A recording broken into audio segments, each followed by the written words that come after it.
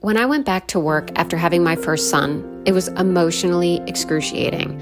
The 12 weeks I spent at home were filled with trials of skill, feeding, soothing, sleeping. But returning to work, that was a trial of emotion I could not have anticipated. I hadn't realized how much of my identity had become tangled up in being a mother, and how ego had wrapped itself around that new role. The word identity comes from the Latin word identitas, which means sameness or being the same. To identify is to make same. And now I was ensnared in all the egoic constructs of motherhood, built from thoughts, beliefs, and expectations. What should motherhood look like? What should I look like in it?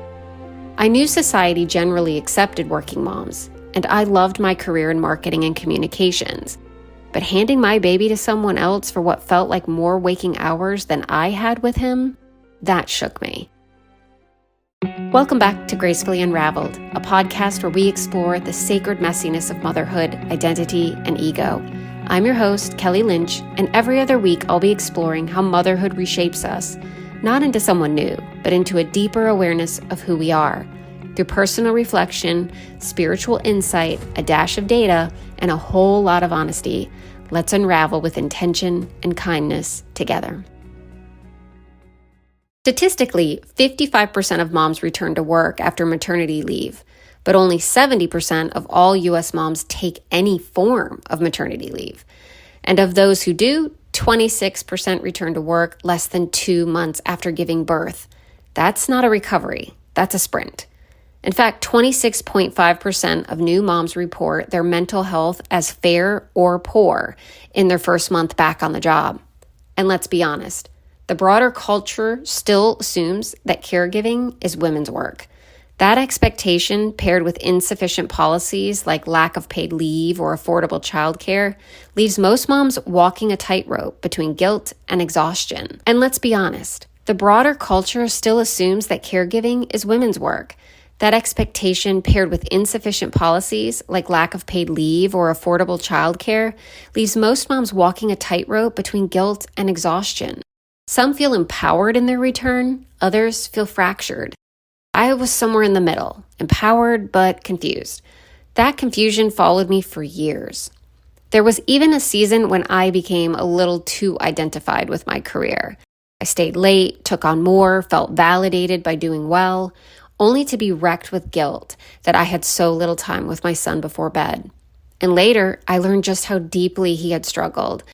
Isolated and anxious in after-school care. The mom guilt didn't shrink with time. It multiplied. In his book, Damaged But Not Destroyed, Pastor Michael Todd offers a powerful lens for looking at our past without shame, the HOT method. He encourages us to be humble enough to acknowledge the pain, open to how it impacted us, transparent about the ways it still shows up. That framework hit me hard. Because from that moment of returning to work, a lot of decisions I made around my first son snowballed into a giant coil of shame and regret. I can still rattle off everything I think I did wrong over the years. And because I didn't have the awareness, or let's be real, time nor patience, back then to process those emotions, they just festered and resurfaced as shame wrapped in an endless pursuit of perfection. That's what ego does. It either defends or condemns. Either way, it traps us in illusion. But as Todd shares, the past doesn't define us. It teaches us. Motherhood in all its mess teaches us how to dismantle the ego around our roles, identities, and expectations. Not by perfection, but by grace. We learn to see ourselves as God sees us, always growing, always beloved. Today, I have 2 boys. And I work part-time. I still enjoy strategic marketing, helping clients grow, telling and selling their value. But slowly, motherhood cannibalized my career identity. At first, that shift felt like a loss, but in hindsight, it was an invitation to look more closely.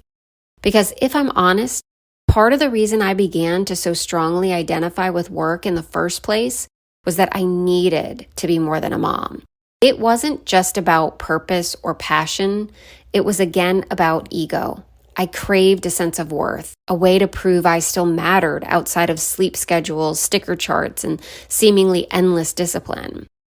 Ego is a multifaceted construct. It doesn't just show up as pride or superiority. Sometimes it fragments us into separate identities that aren't integrated.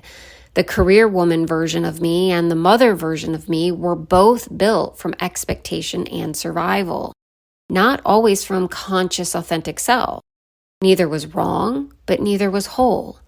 The more I paid attention to how ego showed up in my mothering, in the pressure to perform or be perfect, the more I saw it in my career too.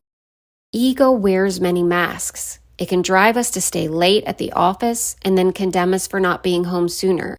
It can make us feel like we're not enough in either place. That's the trap. And the unraveling is the way out.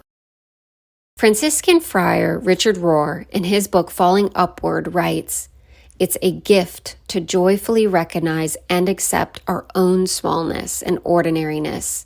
Then you are free with nothing to live up to, nothing to prove, and nothing to protect." That freedom comes when you no longer need ego to prop you up, when you're okay being ordinary because your I, your identity, is already one with God. And so I'll ask, what if your worth was never tied to how much time you spend with your child or how much you accomplish at work? Is it possible for you to consciously accept that it's already been settled in God's love? 1 Samuel chapter 16, verse 7 reads, "For the Lord does not see as a man sees. For man looks at the outward appearance, but the Lord looks at the heart." This week, let's journal together.